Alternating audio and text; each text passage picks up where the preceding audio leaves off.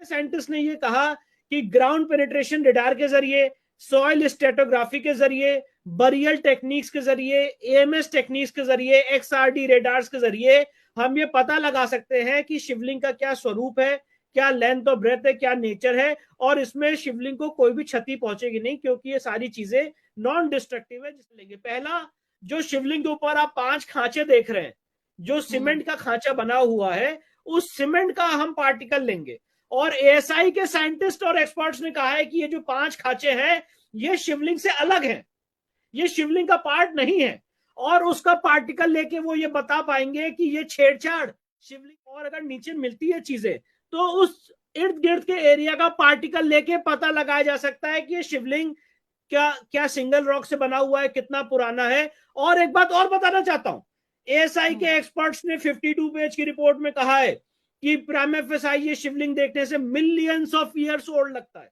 Archaeological survey of India की report एक मील का पत्थर बनी थी उस केस को साबित करने के लिए।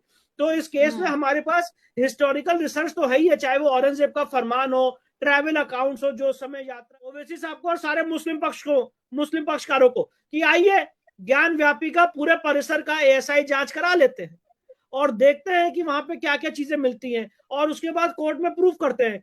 ये मस्जिद नहीं है अदिति जी, महाजिद है। मैंने उस जगह का कमीशन किया है, वहां नीचे जो जो पिलर्स है वो चीख चीख के बोल रहे हैं कि वो हिंदू मंदिर के हैं।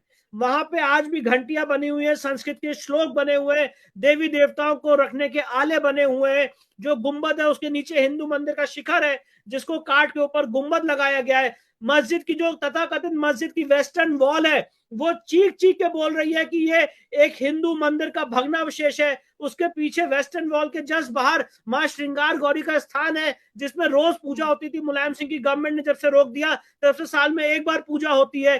तो वो पूरा परिसर चीख चीख के बोल रहा है कि यहाँ पे कोई भी मस्जिद औरंगजेब ने तामील नहीं की, एक ऑलरेडी प्री एग्जिस्टिंग हिंदू मंदिर के स्ट्रक्चर को तोड़ के उसे पार्शियली मस्जिद के रूप में यूज किया। इस्लाम के हिसाब से वैलिड मस्जिद है, ना हिंदू लॉ के हिसाब से वैलिड मस्जिद है।